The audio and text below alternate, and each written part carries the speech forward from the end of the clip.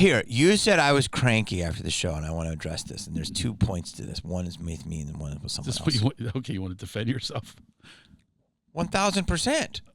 What's wrong with that? Well, I can't just say you're cranky, and do you think that you're not? I was aggressive, but there was what I want to say is there's a reason why, and I don't think you see any reason why I should have been. You didn't ask me that. Well, that's how I feel, but maybe I'm wrong. Well, not only that, I bet you don't know this about the story. The person that you were going after, my really close assistant who works for me is her best friend. We were cheering you that you did that because you literally said something that we say to her all the time. You go like this, you go, you don't listen. And we're going, oh my God, you just met her. I said it all the time. I actually don't work with her anymore. She does not listen. So you attacked her on the stuff that you were our voice. So then you liked my crankiness. I didn't say I didn't like your crankiness. I was just noticing it. No, you were cranky about like the parking or whatever. That you did to me. No. Okay. Well, can I tell you my part after you tell your part? There's difference in cranky and you went after her, but we liked that you went after her. Who was the other person that liked that? Me and Michelle, my assistant. Okay. That's her best friend. We both complain about her all the time. She does not listen. And you said the words, hey, you don't listen. Are you not friends with her anymore? Yeah, I'm friends. She's cool. No, she actually likes my stuff on Instagram.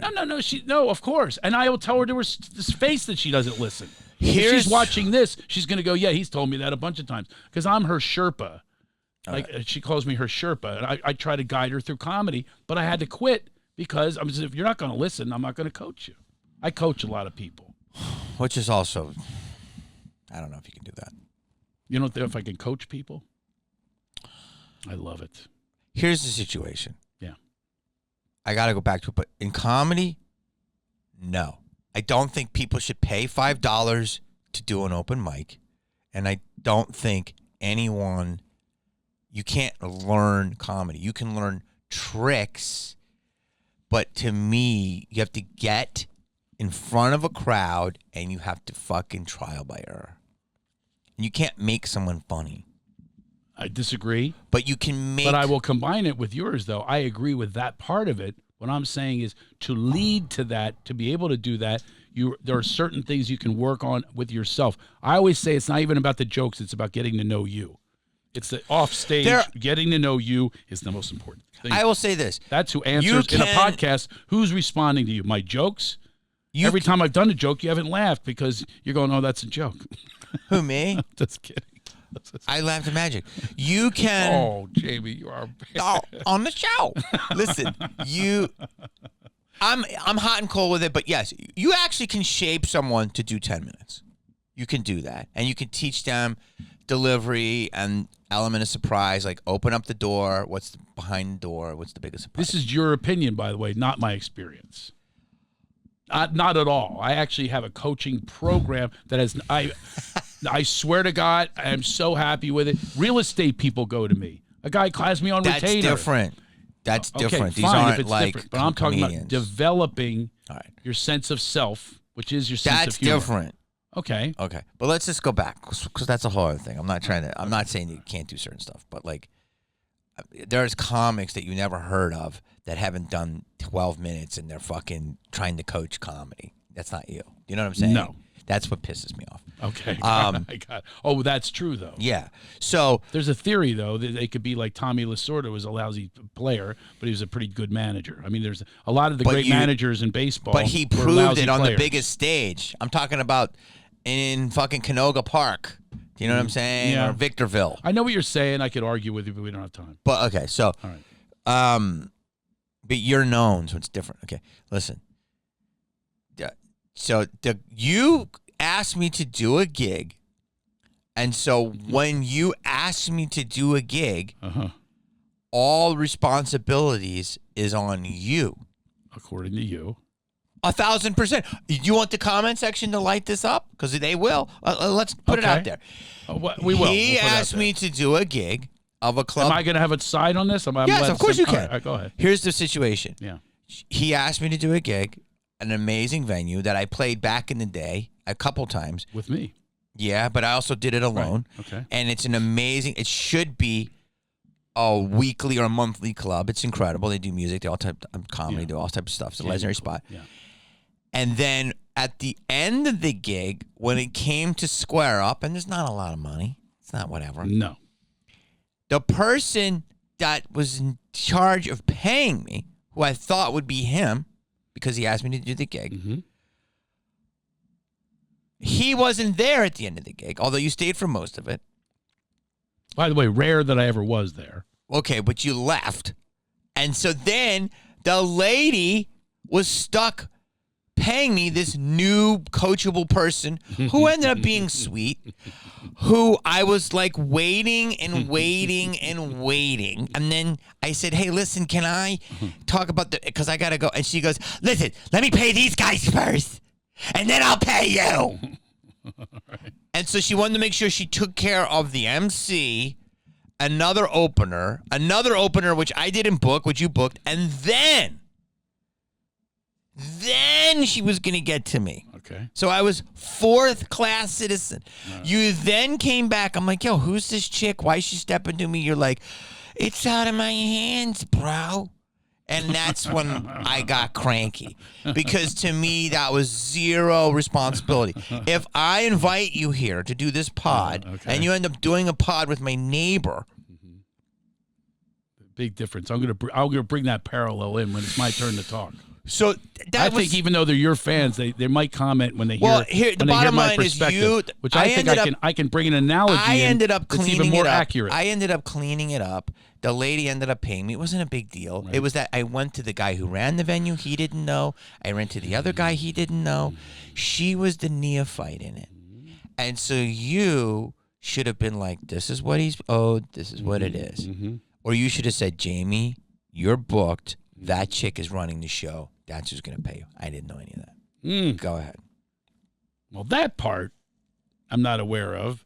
But I will tell you, if I was doing your podcast and you had a producer, the producer would handle all of the minutia. They would handle every single thing. It would be them. That's what you would do. And that's what she was. I'm not going to do that. Just like the gig in Carson City that I'm offering, I have no stake in it. You don't know this about me. I turn people on to gigs all the time. Yeah. I'm not responsible from that point forward, paying, arranging, everything. There's no way I could have done that with that club. What I did was I brought my friends in there, and then I let her run it. I had someone before her running it, and that's who ran it. So it was a horrible gig for money. I lost a fortune because it was nobody there every night. You might have drawn a few people, but nothing. We had a good crowd, but nothing that's ever going to put.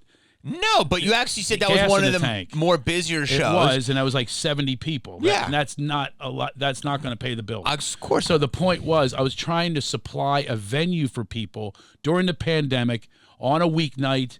Drivable. I was trying to do that favor for everybody in the community, but I turned it over to someone who does need the work, who does need to be in the comedy business. I don't need that. Were you making any money?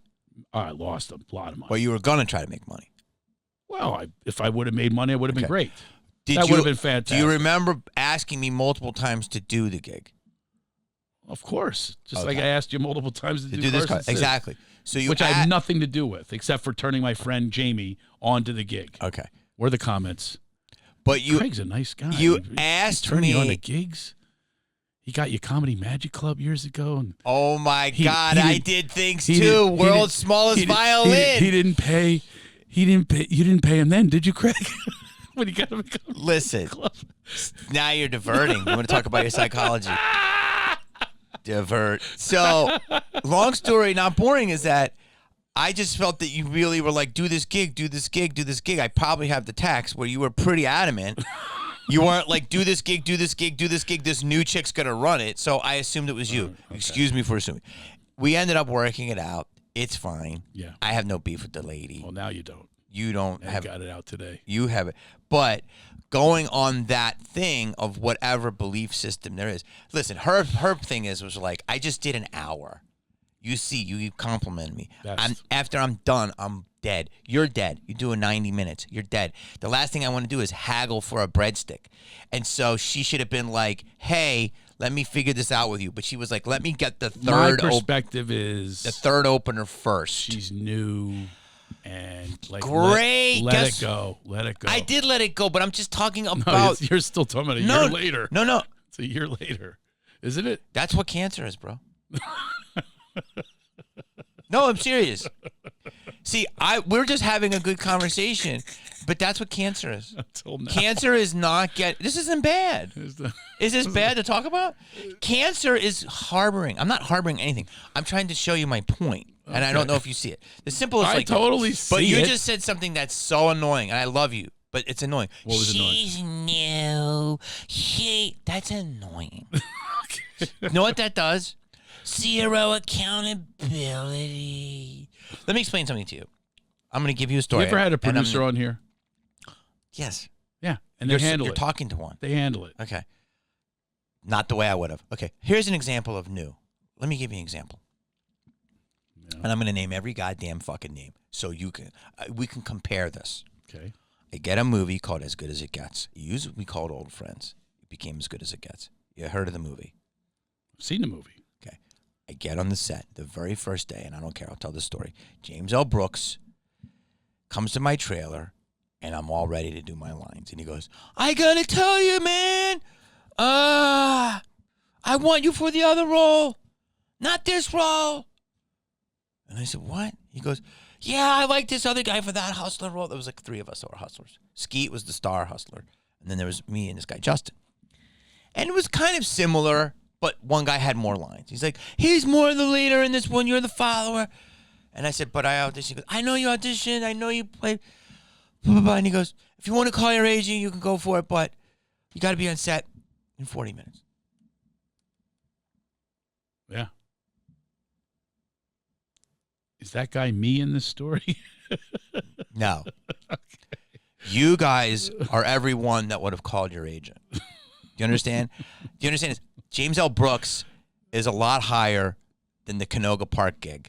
And I was like, fucking, I called my agent. I said, I'm doing the movie. I just want to let you know this. And they were like, it's up to you. That's not the way. You were in that movie? Yes. My part got cut down. What am I going to do? Say no? I was fucking happy to be in a fucking set. Sure. And I fucking took it. You're probably paid the same, too. Yeah, I was paid great. Yeah. And the bottom line is, he's James L. fucking Brooks.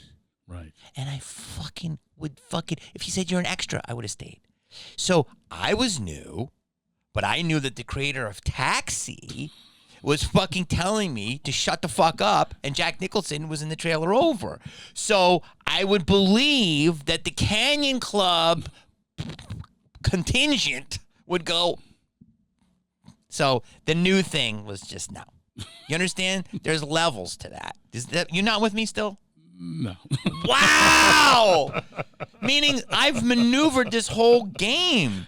So she should just be like, what do you need, dog? Yeah, of course she should. But you should have been like, what do you need? And so then you brought up my parking, which was like weird. It was just like, there was a lot of that gig that was not professionally done. And you're going to say I'm a diva, and I'm going to say it wasn't professional. So we'll probably you're not the only one. I had another headliner. I wasn't even there for that. But you also brought 3 people in the fucking Jeff Garland's room. I heard he went one person. Yeah. One. Okay, let's not exaggerate. So this other guy, he's a big pro. I love him. He's funny as hell. I wasn't even there, and I heard he just attacked the whole place, including her. So you're not alone. I'll give you his name after you can call him up. Say his name now. And you guys can be buds. I just said James L. Brooks. Can you believe that Shoemaker did that to both of us?